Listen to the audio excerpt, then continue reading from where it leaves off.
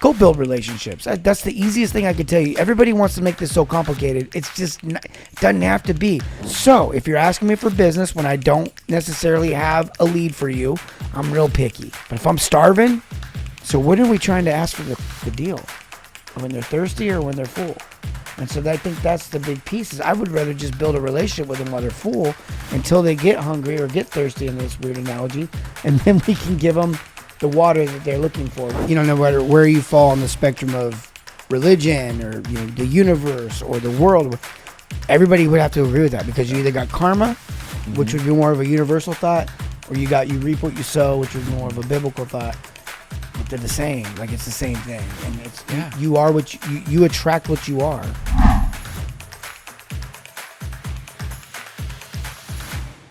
Hey everyone, welcome to the Albi After Hours podcast. Super excited to have everyone here today. I have a very special guest. His name is Chris Fresh. He is the Plumber Sales Coach. What's up, everyone? How you doing? Well, I am doing amazing, Chris. Super pumped. I know we had Evolve earlier today, and that went absolutely amazing, and then an amazing lunch. So thanks so much for driving from Indy all the way over here to meet up with us. My pleasure. My pleasure. You have a great group, by the way. Great team. Your staff's awesome. It's been awesome. Thanks, man. Really appreciate it.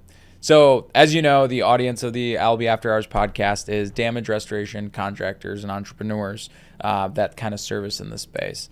And I want to dive in on a couple of things. I think your story is super unique, and I want the audience to know kind of your entrepreneurial story as you spent your entire life in home services.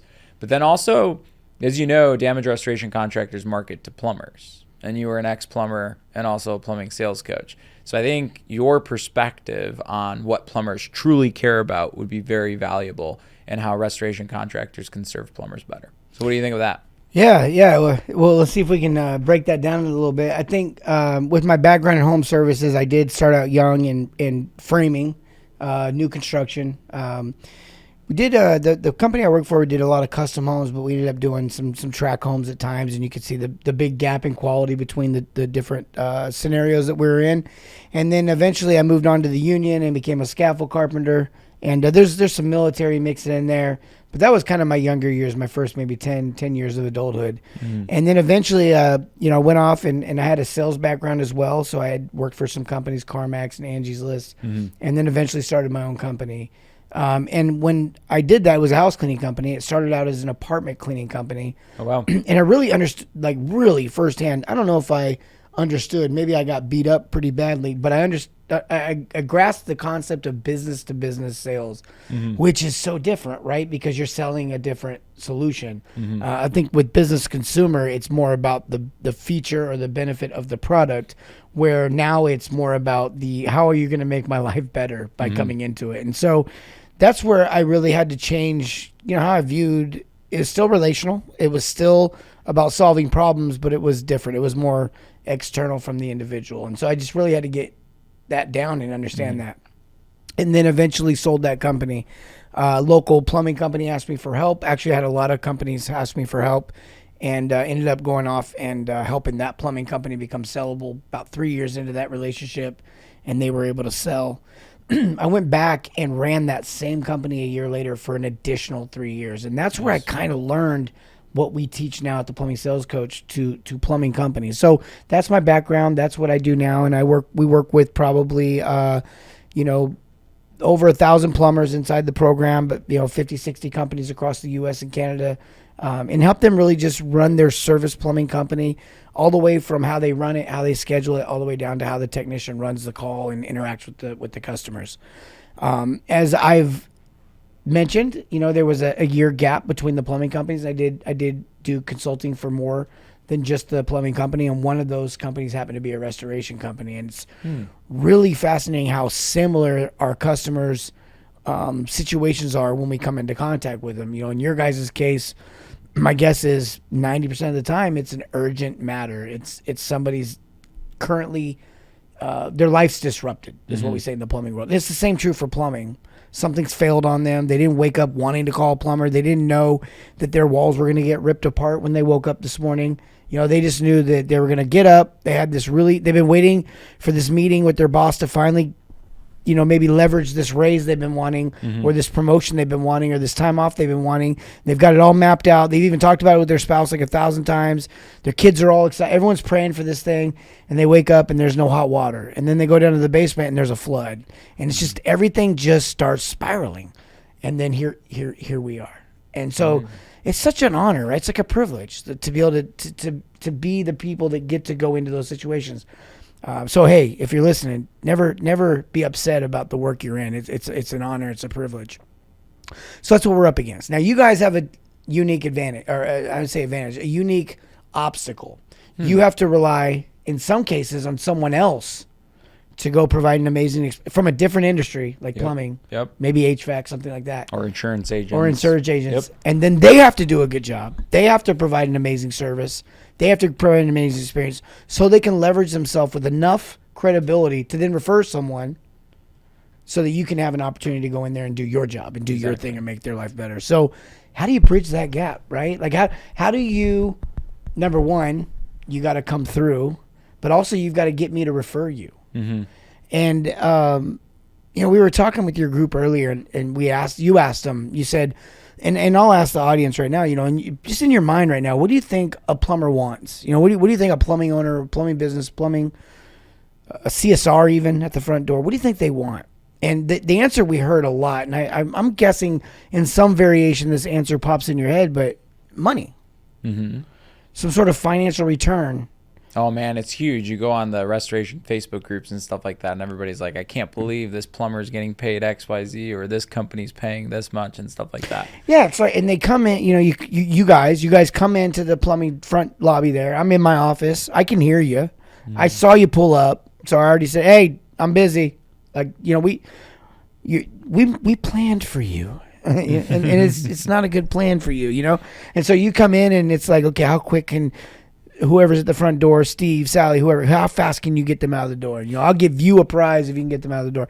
And so you come in, that's what you're up against. We don't want you. We don't want you in there. We already know that you can whatever. And then you come in there and you offer money, you offer donuts, you offer things. It's almost like a slap in the face. Like we don't respect ourselves enough. Like, oh, he'll give us money? Oh, everybody stop everything. Like, let's listen to what they have to say. It's just a poor way of, it's really no thought put into that. And I don't mean that it's a cycle that's existed for a long time that we've all fallen into. Not just you guys, the plumbers have too. And now plumbers are asking how much, oh, you work in restoration? How much do you guys give? And that's the first question. Or you start out a conversation, well, how much do you get now? And I'll give you, and it's just like, we're pinning ourselves in the corner of unethical thought processes that really go nowhere. So a better way of thinking about this is, how can I go into this? I'm going to knock on this door. I'm going to walk into this plumbing shop, and I'm going to get, if you're lucky, 120 seconds with them. Make those count. Stop trying to get the business. Do this instead. How can I make their day better? How can I be the one person that came in the door today and was better than the other 12? The other 12 that came in trying to sell solar, trying to sell tools, trying to sell insurance, trying to sell financing, trying to sell whatever they were trying to sell, okay? The other 3 right before you could have been restoration. Could have been something totally different. But you know what? We don't care. You're just another person disrupting our day. We're busy. We got stuff going on. You weren't on our radar, and then you put yourself on our radar. So you better make my day better, or else you just validated what I already thought about you. And that's really, I think we just really quick stop there for a second, because I think it's a challenge for just us as humans living in the world. They say be the change you want to see in the world. Don't tell everyone else to be different. Just be different. This is an example of that. You can go in there. You can make someone smile. A customer yelled at him earlier. A boss got mad at him. A plumber talked down. I mean, I don't know what they're going through. Maybe it was something at home that they went through, and they're just having a tough day, and you come in at 9:30 a.m. Hi, how you doing? And, make their life better. Not what's in it for you, what's in it for them. I think that would probably be my main piece of advice. So you're telling me that you can be somebody who maybe doesn't pay plumbers at all, or maybe pays less than somebody else. But if you're going in there with a what's in it for them mindset and you're making their day and you're becoming friends with them, there's a certain group of plumbers that will actually refer you. Yeah, I mean, let's change the circumstance here. I'm a business owner. I got a vision. Hopefully I got a vision and a mission for some impact I want to make in the world. I'm not just trying to make money. And I go invite people to join me on that. And maybe this person has that gifting. Maybe that person has that gifting. In your case, someone has the ability to talk to humans when they're stressed. That would be your guy that goes out and sells the job. And you got another guy who's really good with his hands mechanically and can put drywall in straight. And that's his gift. That's his skill. And that's what he offers. But they want to do that gift and skill with someone who's trying to make the world better. So your mission is whatever your mission is. And you go find people that want to join you. You don't go find people who want to make money off of your business. You don't go find people that you can pay. You go find people that you can make impact with together. Now, as you live life with people, if you're benefiting and they're not, the retention of that relationship might not fizzle out. So I don't come get me based on how much you'll give me. But if I start sending you work, there's a reality that some sort of return on investment needs to happen for me. Maybe all my customers talk great about you. And for some business owners, that would be enough. You could never exchange money. And I'm actually that guy. That's the kind of person I would be. But I'm a small percentage. The majority of people are going to need some sort of exchange. Something fair. It's not the most, it's not the least, it's fair, it's legit, it's honest, it's pure. It's more of an affirmation of appreciation than it is a business transaction. Like, man, you keep sending me work. Let's shift this. My brother owns a company out in Denver, Colorado. He does fireplaces. My last name's Fresh. Google it, you put the rest together. He owns he does gas fireplace repair. And when he first started his business, I actually told him, I said, be careful, because it's easier to lose one customer than it is to lose 1,000. Meaning, if you go get all of the homeowners in Denver, Colorado to use you for gas fireplace cleaning, it takes a lot of mistakes to go out of business. But if you just go get one guy to funnel you a bunch of business, it just takes one mistake to go out of business. And so the idea there is, it's just as fast as you can go in business with one customer, you can go out of business with one customer. So, but what he did was he went and made a relationship with a local fireplace company. They started funneling him the work they don't do. He was a solution for them. They already had customers they were selling fireplaces to and installing them. He doesn't install fireplaces, so he was no threat. But at the same time, they had people that need service, and they would call the people that they bought the fireplace from. It was beautiful, right? A little exchange. And then what he would do, they couldn't take financial exchanges, so the employee was allowed to refer whoever he wanted, but he wasn't allowed to get a kickback. So Russell would go in there and buy him lunch, buy him dinner, take him to games, Denver games, just all this kind of stuff, right? It's just like, appreciation. And they formed a relationship. Interesting. Okay. So for anybody listening out there, we've debunked the myth that only money attracts plumbers, and we've actually said that we have to think about what's in it for them. And really quick, if you're like, that's not true, I know Steve, and Steve's only about the money, then maybe you don't want Steve as your main lead source. That's huge, right? Because there's different classes of plumbers, right? There's thousands of plumbers in every metropolitan area. Some of them want all the money in the world. The small percentage of them want no money, right? And everybody has different interests. So what if you irritate the Steves who want the most money in the world and don't follow your values? Because Steve will leave them you. Away. Steve's not loyal. Makes sense. Steve's not loyal. Steve will leave you. That you go offer Steve $500, I'll get him for $600.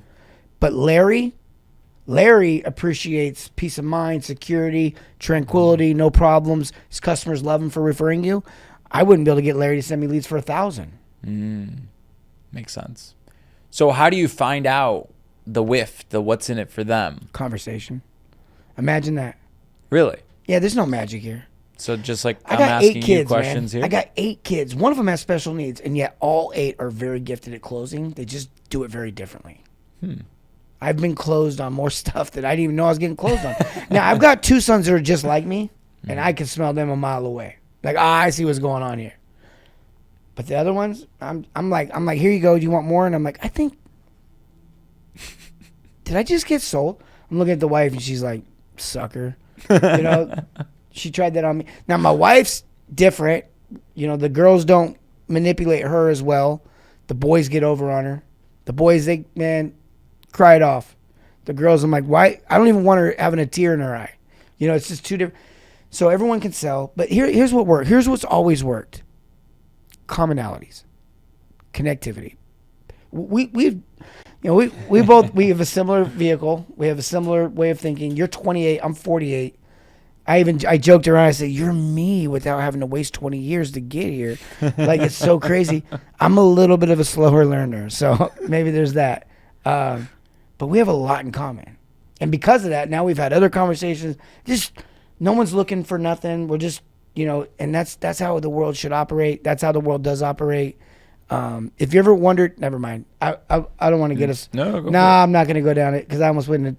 I think it could be a political land. It could be a land. What do you call it? Minefield? Yeah. Yeah. Okay, so I see the danger. We're gonna walk away. But, we're not getting canceled today, right? We're not getting canceled today. But in all seriousness, relationships have existed since the dawn of time. I'm a believer, so I believe that that's the whole purpose of our existence is to be in relationship with others and to be in community with others.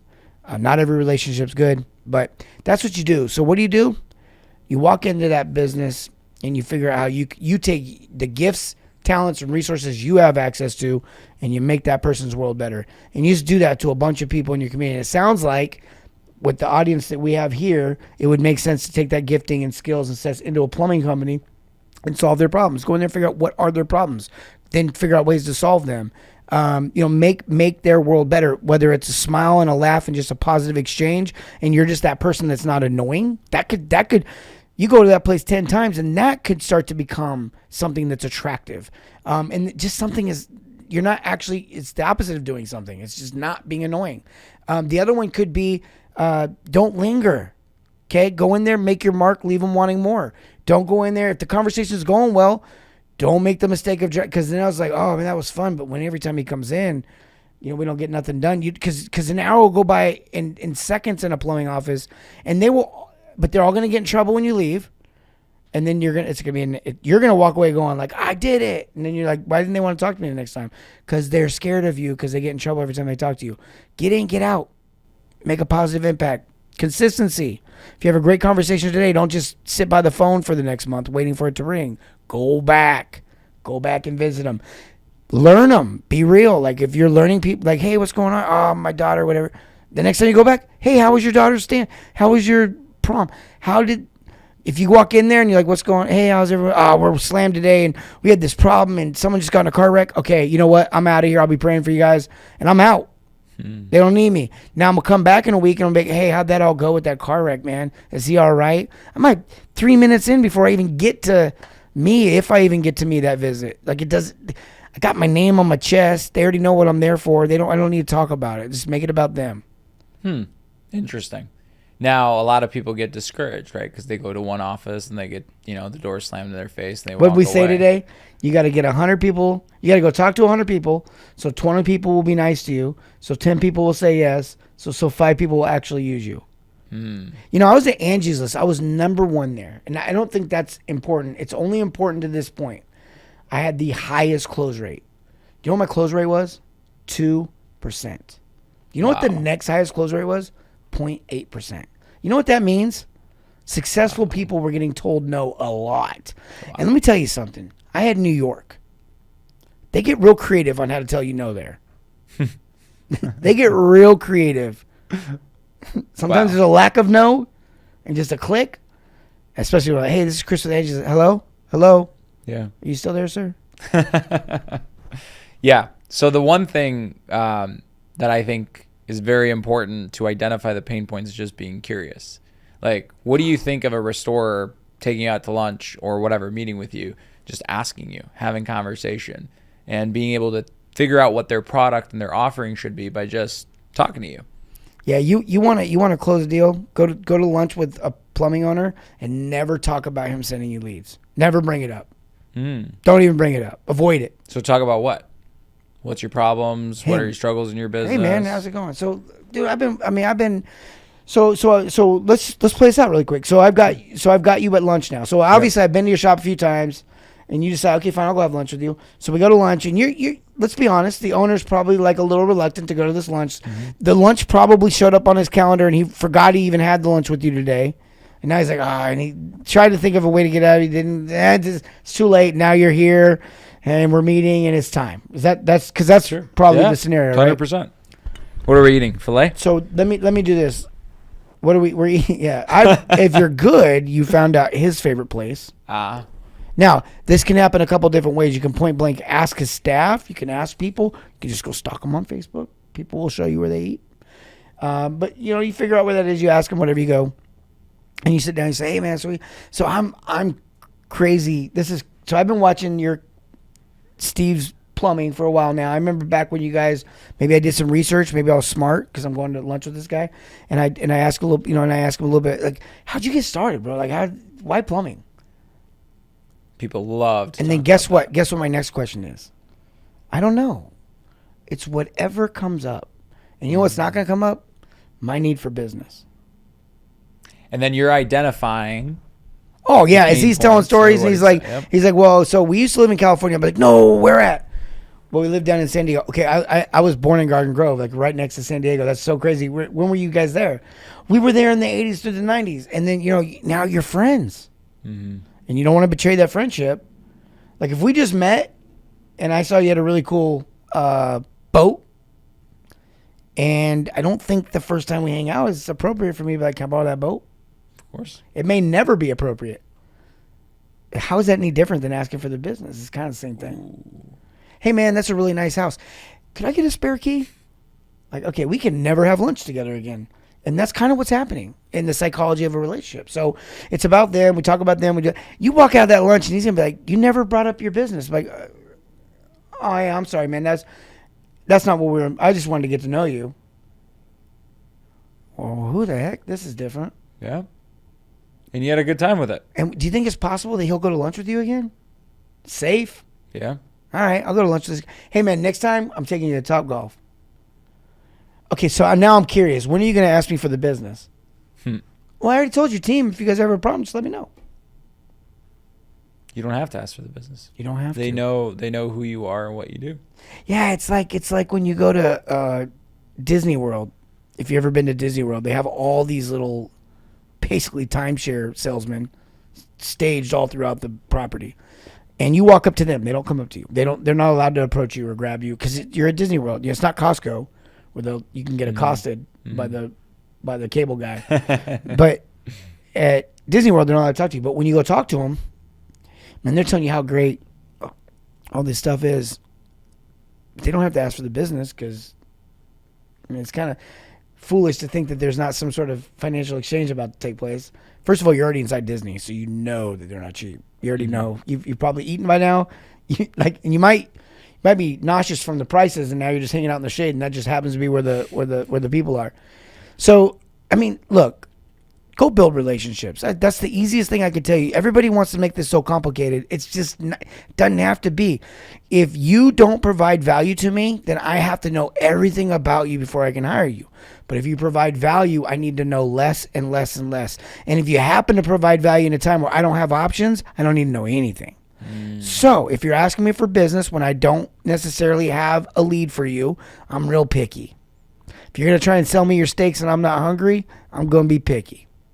But if I'm starving, and they're like, I got steak, I'm like, give it to me. How much do I owe you? Like, well, do you want to know it? Give it to me. I can't get it on the grill. So when are we trying to ask for the deal? When they're thirsty or when they're full? And so I think that's the big piece. Is I would rather just build a relationship with them while they're full until they get hungry or get thirsty, in this weird analogy, and then we can give them the water that they're looking for, which is, hey man, and I'll tell you all right now, here's the thirst. I don't need to refer water damage as a plumbing owner. Quite honestly, I can just tell the homeowner you might want to get that looked at, and I go on with my life. What I need is to be bailed out when I cause water damage. Mm-hmm. And I hope all of you just got that, because that's the carrot. You want to get into my world as a plumbing owner? Come solve the problem that my new guy just made. I don't want you to convince my best guy that he can send you leads. We already know that. Can you help me out with my worst guy? Super smart. And you just go in and offer that. It's not like you got to refer me first and then I'll do it for you or whatever. You go in and here's your get out of jail free What's card. John C. Maxwell? No one cares about what you know until they know how much you care. Might even be Zig Ziglar. Might even go back to Tony. I don't know. Somebody said it. Yeah. It's so true, right? Like, no one cares about what you know. They just want to know how much you care. And then the other one is help enough people get where they want to get, and then you'll get where you want to get. And I live by those. Like, just go help people out. That's why I drove up here. Yep. You said, hey, can you, and let's do it. Let's see what happens. I don't have to come back, and I can come back. That's my prerogative. And so I can go help this plumbing company out once. And if I don't like how they do business, then I don't have to help them out no more. If they don't send me leads, I don't have to help them out no more. But that offer can always be there until it's not. And I would just go extend that olive branch to your entire community of the plumbing network in your market and watch what happens. Just watch what happens. I bet it's a huge differentiation because all your other competitors are going in there with the sale in mind. Yeah, I mean, if you want something to compare it to, I tell plumbers all the time when they go into homes, they go into these homes, and these aren't, we're all in these same homes. They aren't all mansions, right? They're not all wealthy people. And there's a lot of people I walk into a plumbing, and I'm like, how are they going to pay for, like, the tire's flat in the driveway, the house isn't that clean, I get in the crawl, no one should be in this, rats shouldn't be in this crawl. Like, it's rough, right? And it's like, but if I go treat them like that, then I'm going to fall into the same narrative that they experience all the time. But when I treat them like everyone else, and I treat them like gold, and they're like, I haven't been treated like this. Everybody else has seen the broke down car. Everybody else has seen the busted up house. And now we separate ourselves. That's deep. Wow. Yeah, it's like just straight up old school relationship and service. Unfortunately, today is the competitive advantage. You know what I think is really funny? And like kind of reflecting on like what came to my head right now. I have this philosophy of you always being like, if you're always giving, you'll always get back. If you're always a really good buyer, you'll end up having really good buyers that attract to you also, right? So if you go out there and service plumbers from the mindset of helping them solve their problems, there will be other people who maybe want to sell to you or vendors of yours that will reciprocate that. Yeah, and I think, no matter where you fall on the spectrum of religion or, the universe or the world, everybody would have to agree with that, because you either got karma, which would be more of a universal thought, or you reap what you sow, which would be more of a biblical thought. But they're the same. Like, it's the same thing. And it's you are what you attract what you are. You attract what you are. Yeah. Dude, this was super cool, man. Yeah, thanks for having me. Thanks for coming here and pouring into restoration contractors. And I'm excited, man. I think this collab of you coming here is going to turn into some other stuff for the restoration industry. Yeah, so. Plumbing and resto is collaborating and coming together. I think we can change the whole game, man, because of all the trades, these are the two that are meeting people at their worst time of need. I mean, there's not a lot of, if an electrician is needed in an emergency, it's usually a fireman. Yep. Right? So it's not we have this really awesome privilege to and there's not a high expectation on us. Yeah. So we can really separate ourselves. But 100%. Yeah, I love it. Thanks for having me. Yeah, thanks so much for coming here. And for all of you guys watching, please subscribe to our channel if you like this, because we are very motivated to propel the restoration industry forward and bring more content like this. If you want to check out Chris, I'll put the links down below, but he is the Plumber Sales Coach. And you can follow him on socials, right, Chris? LinkedIn, yeah, Facebook, we're everywhere. It's the Plumbing Sales Coach. Not that it matters. I think we'll still show up if you type in Plumber Sales Coach. Just type in 5'6" gray hair 8 kids. I usually show up. Okay. But no, it's the Plumbing Sales Coach, and we're on all the things. The kids, what do they say? We got the drip going and the Riz on the I don't know. That's we're awesome. On TikTok and Instagram. My team does all that. Don't judge me when you see me on there, or go ahead and judge me. I don't care. Got it. And what does the Plumbing Sales Coach do for plumbers? So we work with service plumbing companies. Okay. I ran a service plumbing company, as I mentioned earlier. Mm-hmm. So we teach them all of the processes, literally from scheduling, pricing, to running the call, how to set their company up, financials, all of it, and how to be successful in the service plumbing game. So as a restoration contractor, if you meet a plumber that wants to grow and scale his business, the carrot could just be introducing him to Chris Fresh and his team. And now you look like a superstar. And if Chris sells them, great. If he doesn't, great. But you were there and you helped them if you heard that plumber was having troubles, maybe closing, growing, scaling their business, so on and so forth. Oh, yeah. If you direct people to our podcast, you can tell them, hey, look, you go listen to this guy's podcast, and they'll send you free training. And we have wow. tons of free training that we give away on There the you go. podcast, so that will literally help there. It's not that fluff stuff either, where it's like training, just enough training to get you to buy it. No, it's the full. Used to be something we sold for like $800. Now we just give it away because it's very impactful and Super cool. yeah, we love it. Awesome. Thanks, man. Great, Thanks man. again. Yeah. Thanks so much.